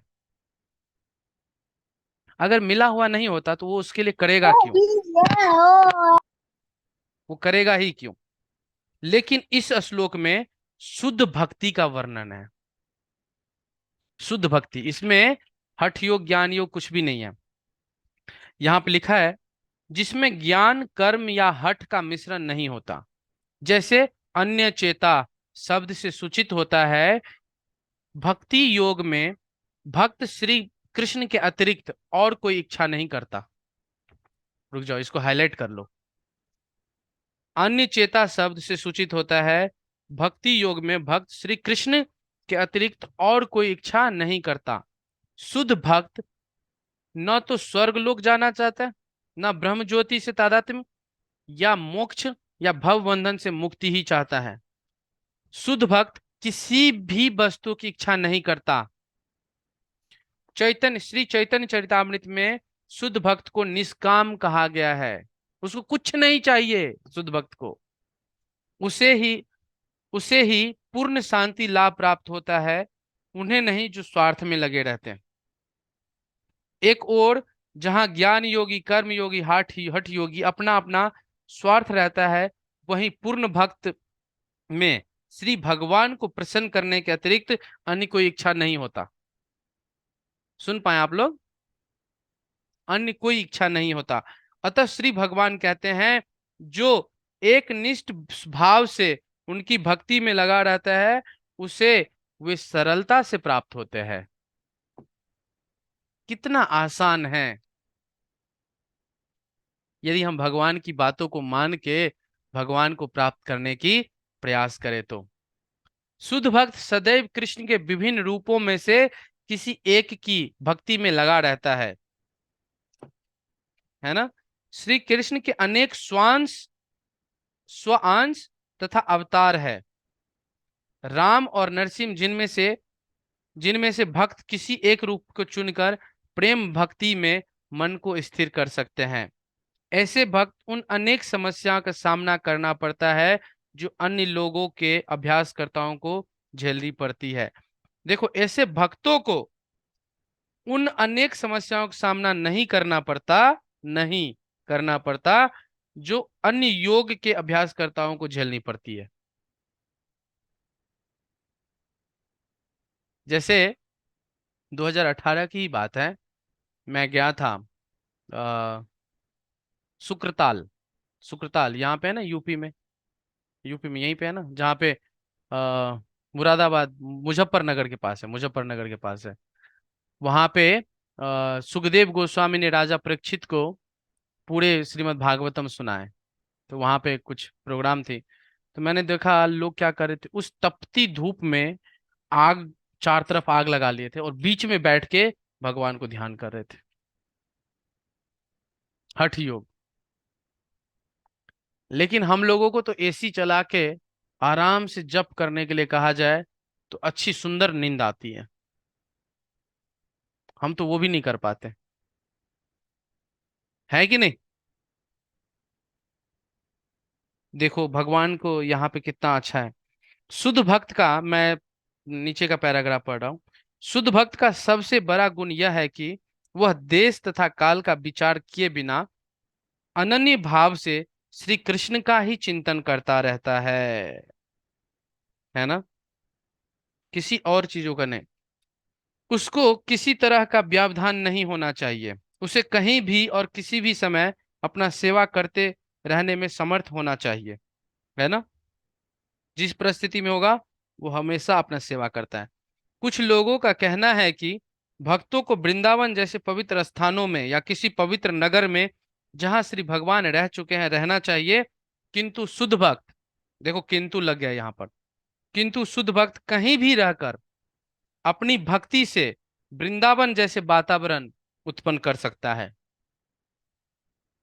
श्री अद्वैत ने श्री चैतन्य महाप्रभु से कहा, आप जहां भी हैं हे प्रभु वही वृंदावन है। तो भक्त जहां भी होता है वही वृंदावन होता है। 15, मुझे प्राप्त करके महापुरुष जो भक्ति योगी हैं कभी भी दुखों से पूर्ण इस अनित्य जगत में नहीं लौटते, क्योंकि उन्हें परम सिद्धि प्राप्त हो चुकी होती है ना। क्या कह रहे हैं? मुझे प्राप्त करके महापुरुष, जिसको भगवान प्राप्त हो गया, जो भक्ति योगी में है, जो भक्ति योगी कर रहे हैं, कभी भी दुखों से पूर्ण इस अनित्य जगत में नहीं लौटते। वो फिर जो है इस जगत में नहीं लौटेगा। क्लियर है? क्योंकि वे परम सिद्धि को प्राप्त कर चुक परम सिद्धि को प्राप्त हो चुके होते हैं।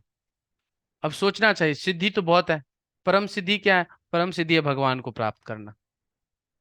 अन्य प्रकार की सिद्धि अगर हमें प्राप्त हो जाए, है ना, तो हम भूत भविष्य देख सकते हैं, हम दूसरों को धनवान बना सकते हैं, हम अपने लिए राज्य पाठ क्रिएट कर सकते हैं, हम अलग अलग प्रकार के चमत्कार कर सकते हैं। ये सब आसान है। ये सब यदि आप आध्यात्म का फॉलो करो, आप ये सब सिद्धि प्राप्त कर सकते हो अभी भी। ऐसा शास्त्र में वर्णन है। लेकिन आप मान लो, एक एग्जाम्पल दे रहा हूं, मैं मेरे पास लक्ष्मी नहीं, पैसे नहीं है, या फिर मैं जैसे देखा ना, 4 तरह के लोग आते हैं जिसमें एक अर्थार्थी भी है। तो मैं भगवान का भक्ति करूंगा और सिद्धि प्राप्त कर लूंगा कि मैं ना अरबों खरब लक्ष्मी प्राप्त कर सकता हूँ, और मैंने प्राप्त कर लिया। सोचो, तो क्या मुझे कृष्ण प्रेम मिल जाएगा? नहीं मिलेगा ना। मैं जन्म मृत्यु जरा व्याधि के इस चक्कर में तो फंसा ही रह जाऊंगा। पैसे मिल जाएंगे तो पैसे, कहते हैं ना, पैसे के बिस्तर पे सो, उससे क्या खुशियां मिल जाएगी। लेकिन जो खुशी भगवान के भक्ति में है, जो इस आनंद में है, वो कहाँ से प्राप्त होगा मुझे? वो तो परम सिद्धि है। उसके लिए हमें इन सब सिद्धियों का क्या बात करना? ये सिद्धि चाहिए क्या? बिल्कुल नहीं। ऐसा सोचना चाहिए हम लोगों को।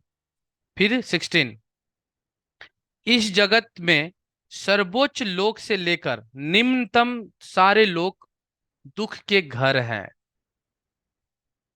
हर्ष प्रभु बता चुके थे कि मैन्युफैक्चरर के बात पे ज्यादा भरोसा करना चाहिए। देखो, स्वयं भगवान कह रहे हैं, है ना, आ ब्रह्मभूता लोकः पुनः आवृतम अर्जुन माम उपयंत उपयेत्य तू कौन्तेय पुनः जन्म न विद्यते। क्या कह रहे हैं भगवान? कह रहे इस जगत में सर्वोच्च लोक से लेकर, स्वर्ग से लेकर पाताल तक, निम्न स्तर के लोग, सारे लोग दुख के घर है। हम यहाँ पे सुखी रहना चाहते हैं। गलत नहीं कर रहे हैं प्रभु जी। भगवान कह रहे दुख के घर में हो, जेल में हो, दुखालय शाश्वतम है ना। और हम कह रहे नहीं जी, हमें खुश रहना है जी, है ना।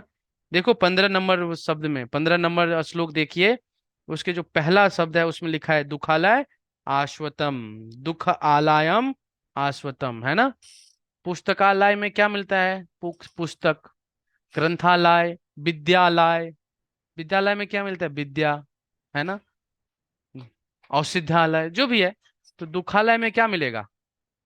सुख मिलेगा क्या? दुख मिलेगा। दुख दुख मिलेगा केवल। मिलेगा। तो दुख में, जैसे समुद्र में कूद गए हो और ढूंढ रहे हो जल किधर मिलेगा, है ना। तो मैं आपको बताऊं, मुझे अभी ये अचानक ही दिमाग में आ रहा है, समुद्र में कूद गए हो, दुख में तो हो, लेकिन बस भगवत गीता और भगवान की भक्ति ये कर सकती है कि आपको जीवित रहने के लिए थोड़ा बहुत समुद्र में भी साफ पानी मिल जाएगा। लेकिन ये मत सोचना कि आप सुखी हो गए हो, दुखी में ही हो। जहां, अब आगे लिख रहे हैं, दुख में है तो क्या है? जहां जन्म और मरण का चक्कर लगा रहता है। मेरे गुरु महाराज कहते हैं round and round, ups and down, ये चलता रहेगा, round and round, ups and down. मतलब प्रभु जी लेट्स बी अ डॉक्टर। हाँ, नेक्स्ट लाइफ इंजीनियर, अगले लाइफ कुत्ता, अगले लाइफ गाय, अगले लाइफ बंदर। ये हमारा योनि है, ऐसा जन्म मृत्यु चल रहा है। किंतु हे कुंती पुत्र, जो मेरे धाम को प्राप्त कर लेता है वह फिर कभी जन्म नहीं लेता। भगवान कितने आत्मविश्वास से कह रहे हैं, जो एक बार मेरे धाम को प्राप्त कर जाता है वह फिर कभी जन्म नहीं लेता। ओके, 17 पढ़ते हैं हम। वी हैव टू, थोड़ा जल्दी करना पड़ेगा। अब यहाँ पे मटेरियल वर्ल्ड और स्पिरिचुअल वर्ल्ड की बातें हैं, ठीक है। और ये तात्पर्य आप लोग पढ़ सकते हो 17 का, आप लोगों को बहुत अच्छा जानकारी मिलेगा सतयुग त्रेता युग इस सब के बारे में। मानवीय गणना के अनुसार 1000 युग मिलकर ब्रह्मा का एक दिन बनता है। हमारा जो 1000 युग होता है वो ब्रह्मा जी का केवल एक दिन होता है। और इतनी बड़ी ब्रह्मा की रात्रि भी होती है, समझ रहे हो। तो हमारे जो 12 घंटे का दिन और 12 घंटे का रात, मान लो ऐसा कह लो, तो हम हमारे हिसाब से 1000 युग जब होता है तो ब्रह्मा जी का 12 घंटा होता है। क्लियर हुआ। और इतना ही, मतलब 2000 युग अगर हमारे हिसाब से हो जाए तो ब्रह्मा जी का 24 घंटे। क्लियर हुआ ना। देखो यहाँ पे लिखा हुआ है, मैं पढ़ता हूँ क्या है, कहाँ से पढ़ूं ताकि आप लोगों को जल्दी इजी कैच हो। कह रहा है सतयुग में सदाचार ज्ञान धर्म का बोलबाला। अच्छा, आप में से कोई भक्त पढ़ेंगे ये तात्पर्य थोड़ा सा। प्रभु जी पूरा ना, स्टार्टिंग से। आप पढ़ना स्टार्ट करो, मैं बताऊंगा कहाँ तक पढ़ना है। भौतिक ब्रह्मांड की अवधि सीमित है। यह कल्पों के चक्र रूप में प्रकट होती है। यह कल्प ब्रह्मा का एक दिन है, जिसमें चतुर्युग सत्य त्रेता द्वापर तथा कली के 1000 चक्र होते हैं। सतयुग में सदाचार ज्ञान तथा धर्म का बोलबाला रहता है, और अज्ञान तथा पाप का एक तरह से नितांत अभाव होता है। यह युग 16,28,000 वर्षों तक चलता है। सत्रह 17, लाख अट्ठाईस हाँ 17,28,000 वर्षों तक। ये कितना, कौन है सतयुग। सतयुग कितने सालों का होता है, 17,28,000 वर्षों का। आगे। त्रेता युग में पापों का प्रारंभ होता है, और यह 12,96,000 वर्षों तक चलता है। द्वापर युग में सदाचार तथा धर्म का ह्रास होता है और पाप बढ़ते हैं। यह युग 8,64,000 वर्षों तक चलता है। सबसे अंत में कलयुग, जिसे हम विगत 5,000 वर्षों से भोग रहे हैं, आता है, जिसमें कलह अज्ञान अधर्म तथा पाप का प्राधान्य रहता है, और सदाचार का प्राय लोप हो जाता है। यह युग 4,32,000 वर्षों तक चलता है। इस युग में पाप यहाँ तक बढ़ जाते हैं कि इस युग के अंत में भगवान स्वयं कल की अवतार धारण करते हैं, असुरों का संहार करते हैं, भक्तों की रक्षा करते हैं, और दूसरे सतयुग का शुभारंभ होता है। इस तरह यह क्रिया निरंतर चलती रहती है। ये चारों युग एक सहस्त्र चक्र कर लेने पर ब्रह्मा के एक दिन के तुल्य होते हैं। इतने ही वर्षों की उनकी रात्रि होती है। ब्रह्मा के ये 100 वर्ष गणना के अनुसार पृथ्वी के, तो जी बहुत बड़ी काउंटिंग है आज। वर्ष के तुल्य है जो भी है, अब आप जो कौन वर्ष के तुल्य है। 311 trillion and 40 million Earth years. जाए सुमित। तो कहना यह है कि देखिए 17,28,000 वर्ष कौन था होता है सतयुग, 12,96,000 वर्ष का होता है, 96,000 वर्ष का होता है त्रेता, 8,000 ओ 8,64,000 वर्षों का 8 होता है द्वापर, और 4,32,000 वर्षों का होता है कलयुग, जिसमें से 5,000 वर्ष हम जी चुके हैं। अभी कितने वर्ष बचे हुए सोच लो। ऐसे वर्षों के जोड़ करने के बाद 1000 टाइम फिर एक दिन होता है ब्रह्मा जी का। आगे पढ़ते हैं। अब सोच सकते हैं कि जो स्पिरिचुअल धाम में जो दिन होता होगा वो कैसा होगा। ब्रह्मा के दिन के शुभारंभ में सारे जीव अव्यक्त अवस्था में होते हैं, और जब वह रात्रि में आते हैं तो वो पुनः अव्यक्त में विलीन हो जाते हैं। दिन में क्या होता है, सब जग जाता है, और रात में सब खत्म। 19, जब जब ब्रह्मा का दिन आता है तो सारे जीव प्रकट होते हैं, और ब्रह्मा की रात्रि होते ही वे असहायवत विलीन हो जाते हैं। क्लियर हो पाया? जैसे ही ब्रह्मा जी का दिन होता है तो सारे जीव प्रकट हो जाते हैं। अभी हम लोग जीवित हैं, बोल पा रहे हैं, घूम पा रहे हैं, इसको हमें समझना चाहिए ब्रह्मा जी का दिन है। और जैसी रात होगा हम सब असहज अवस्था में आ जाएंगे। ठीक है। प्रस्तामतु 20 नंबर। इसके अतिरिक्त एक अन्य अव्यक्त प्रकृति है ना। इसके अतिरिक्त एक अन्य अव्यक्त प्रकृति है जो शाश्वत है और इस व्यक्त तथा अव्यक्त पदार्थ से परे है। ये ऐसे धीरे धीरे समझते हैं। अभी जो समझाया भगवान ने, इसके अतिरिक्त भी एक प्रकृति है। अब भगवान धीरे धीरे ले जा रहे हैं बैकुंठ की तरफ, गोलोक की तरफ। वो कैसा है? शाश्वत है। वो इस व्यक्त और अव्यक्त से परे है, उसको इन सब चीजों से कोई लेना देना नहीं। वह परा मतलब श्रेष्ठ और कभी नाश न होने वाला है। वो श्रेष्ठ है और कभी नाश नहीं होने वाला। जब इस संसार का सब कुछ लय हो जाता है तब भी उसका नाश नहीं होता। क्या पाए? पढ़िए, एक में आप में से एक लोग पढ़िए, छोटा तात्पर्य पढ़ सकते हैं जल्दी। कृष्ण की पराशक्ति दिव्य और शाश्वत है। यह उस भौतिक प्रकृति के समस्त परिवर्तनों से परे है जो ब्रह्मा के दिन के समय व्यक्त और रात्रि के समय विनष्ट होती रहती है। कृष्ण की पराशक्ति भौतिक प्रकृति के गुण से सर्वथा विपरीत है। परा तथा अपरा प्रकृति की व्याख्या 7वें अध्याय में हुई है। जाए 29 नंबर।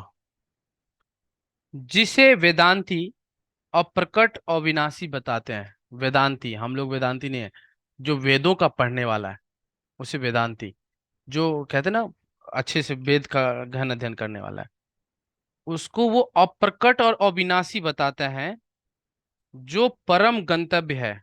परम गंतव्य मतलब होता है डेस्टिनेशन।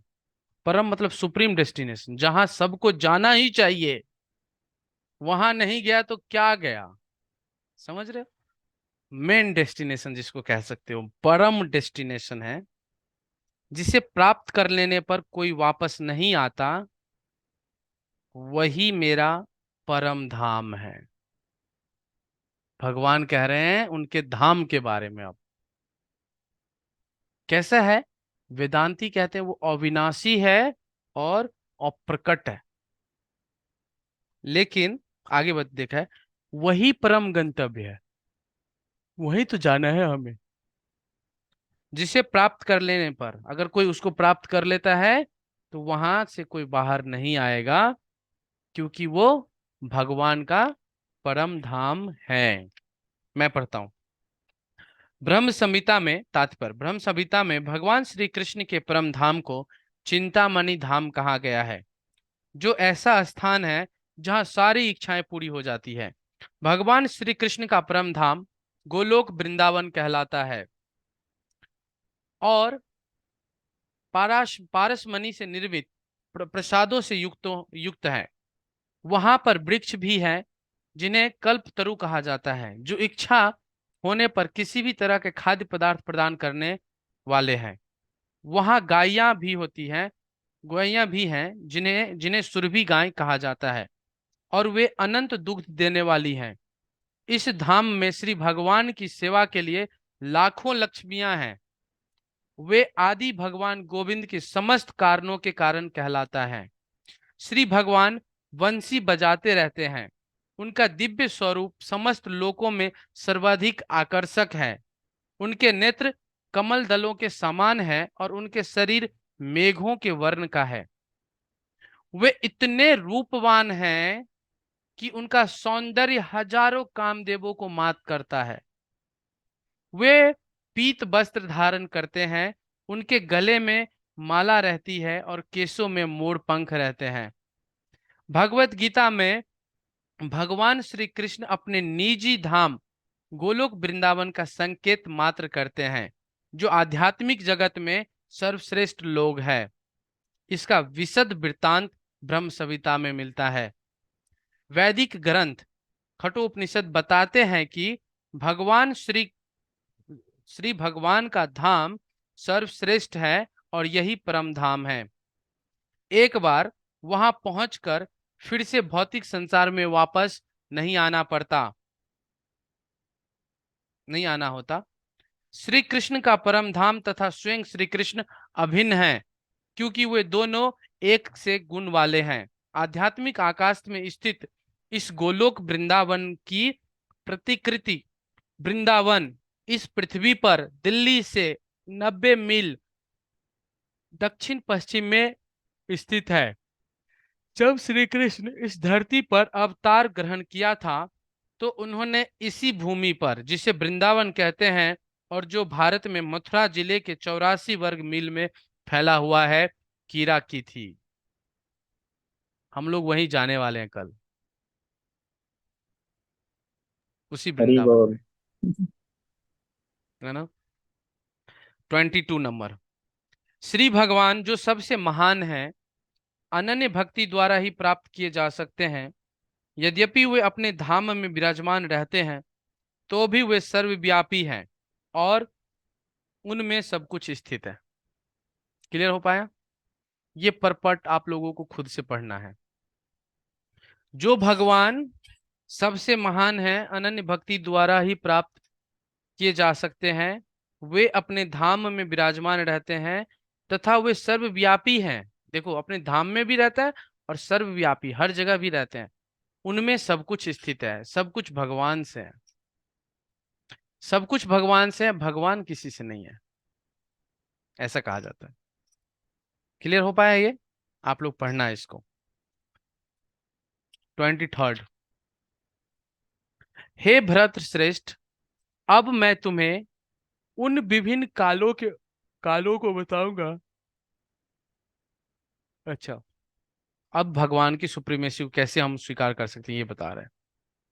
अब मैं उन विभिन्न काला कालों को बताऊंगा जिनमें इस संसार के पलायन करने के बाद योगी पुनः आता है अथवा नहीं आता। अब बताएंगे। जो 24, जो परम ब्रह्म के ज्ञाता हैं, वे अग्निदेव के प्रभाव में, देखो ध्यान से सुनो, एक एक कौमा देख के। जो परम ब्रह्म के ज्ञाता है, वे अग्निदेव के प्रभाव में, प्रकाश में, दिन के शुभ क्षण में, शुक्ल पक्ष में, या जब सूर्य उत्तरायण में रहता है, उन 6 मासों में इस संसार से शरीर त्याग करने पर उस परम ब्रह्म को प्राप्त करता है। मतलब अब ये बता रहे हैं कि यदि हम इस तरह के जो संयोग हो, उसमें यदि अपना शरीर त्याग करेंगे तो हम परम ब्रह्म को प्राप्त करेंगे, है ना। देखो 23 में बता रहे हैं वो कौन कौन से समय होगा जब लोग शरीर छोड़ेगा तो कौन कहाँ पे जाएगा। तो जो परम ज्ञाता होगा, उसके अग्निदेव के प्रभाव में, प्रकाश में, दिन के शुभ क्षण में, शुक्ल पक्ष में, जब सूर्य उत्तरायण में रहता है, उन 6 मासों में इस शरीर का त्याग करता है तो परम ब्रह्म में को प्राप्त करता है।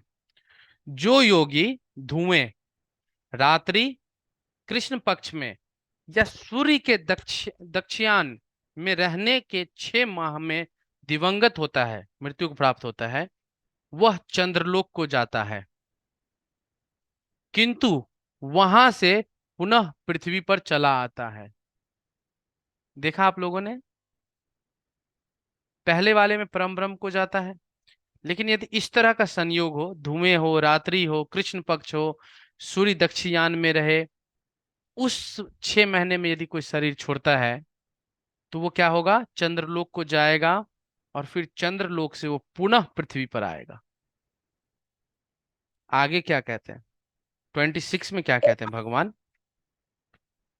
26 में कहते हैं, वैदिक मतानुसार इस संसार से पलायन करने के दो मार्ग होते हैं। ठीक है, अब देखो वैदिक मतानुसार जैसे आ गया ना, समझ लो ये वेद की भाषा बोले जाएंगे अब। दो, एक प्रकाश का, दूसरा अंधकार का, जो आप लोगों ने पढ़ा है 24 और 25 में, है ना। मनुष्य के प्रायण मतलब जाने का, प्रायण मतलब होता है जाने का। क्या होता है, दो मार्ग होता है, एक होता है प्रकाश में, एक होता है अंधकार में। जब मनुष्य प्रकाश के मार्ग से जाता है तो वह आप वापस नहीं आता। क्लैरिटी हो रही है आप लोगों को। किंतु जब अंधकार के मार्ग से जाने वाला पुनः लौट कर आता है। ऐसा लग रहा है जैसे 24 25 को समरी में 26 में लिख दिया है। Right, very good. So read, ये सारे परपट आप लोग जरूर पढ़ना। फिर भगवान 27 में कहते हैं, और 27 में आप लोग कहते हैं ना, मन बुद्धि सब चीजें खोल के बैठो तो देखो कितना अच्छा लगेगा। हे अर्जुन, यद्यपि भक्तगण इन दोनों मार्गों को जानते हैं, ध्यान से सुनिए, किंतु वे मोहग्रस्त नहीं होते, अतः तुम भक्ति में सदैव स्थिर रहो। समझ रहे हैं आप लोग क्या कह रहे हैं भगवान? हे अर्जुन, आप लोगों को कह रहे हैं, आपके रिप्रेजेंटेटिव है ना अर्जुन। सुनो सुनो ध्यान से, क्या, यद्यपि, जहां तक कि, जहां मतलब ये मान लो भक्तगण इन दोनों मार्ग को जानते हैं, उनको मालूम है भक्तों को जो है ये दोनों मार्ग मालूम होते हैं, किंतु वे मोहग्रस्त नहीं होते। अतः तुम क्या करो, भक्ति में स्थिर रहो। अब आप लोग ना यहाँ पे क्वेश्चन पूछ सकते थे, प्रभु जी यदि इसमें गया प्रकाश में गया तो चला गया, अगर अंधकार में गया तो लौट के आना पड़ेगा, तो फिर क्या होगा हमारा? तो आप भक्त हो तो आपको ये सब बातें पता है, लेकिन आप इस बात से मोहग्रस्त नहीं होंगे, आप बस भक्ति में लगे रहो। ये बातें आप पे काम नहीं करता। समझ रहे हो? मतलब ये हो गया कि जैसे मान लो इस्कॉन मंदिर है अभी, है ना, जन्माष्टमी होने वाला है। ठीक है, जो लोग आएंगे देखेंगे बैरिकेटर लगा रहेगा, है ना, पुलिस फोर्स धाम धूम, गेट पे सिक्योरिटी वाला तैनात, अंदर नहीं आने देगा किसी को। यस और नो? जो वॉलेंटियर होता है वो इस बात को जानता है कि कहाँ से जाना है, कहाँ से क्या रास्ता है, किसको आने दिया जाएगा, किसको नहीं आने दिया जाएगा। लेकिन वो सेवा में रहता है, उसके पास वॉलेंटियर कार्ड रहता है, यहाँ पे बैच रहता है, तो वो कहीं से भी आ जा सकता है। राइट, यस और नो? इसी तरह से भगवान कह रहे हैं, देखो जो भक्त होता है वो जानता तो है सारी बातें, लेकिन वो भक्ति में लगा रहता है ना, वो भक्ति में लगा रहता है। इसका तात्पर्य पढ़िए कोई भक्त। कृष्ण अर्जुन को उपदेश दे रहे हैं कि उसे इस जगत से आत्मा के प्रयाण करने के विभिन्न मार्गों को सुनकर विचलित नहीं होना चाहिए। यस, आगे बढ़िए। भगवत भक्त को इसकी चिंता नहीं होनी चाहिए कि वह स्वेच्छा से मरेगा या दैववशात। भक्त को कृष्ण भावनामृत में दृढ़ता पूर्वक स्थित रहकर हरे कृष्ण का जप करना चाहिए। उसे यह जान लेना चाहिए कि इन दोनों मार्गों में से किसी की भी चिंता करना कष्टदायक है। कृष्ण भावनामृत में तल्लीन होने की सर्वोत्तम विधि यही है कि भगवान की सेवा में सदैव रत रहा जाए। इससे भगवत धाम का मार्ग स्वतः सुगम, सुनिश्चित तथा सीधा होगा। इस श्लोक का योग युक्त शब्द विशेष रूप से महत्वपूर्ण है। जो योग में स्थिर है वह अपनी सभी गतिविधियों में निरंतर कृष्ण भावनामृत में रत रहता है। श्री रूप गोस्वामी का उपदेश है, अनासक्तस्य विषयान यथा हर्मुपयुज्यता। मनुष्य को सांसारिक कार्यों से अनासक्त रहकर कृष्ण भावनामृत में सब कुछ करना चाहिए। इस विधि से, जिसे युक्त वैराग्य कहते हैं, मनुष्य सिद्धि प्राप्त करता है।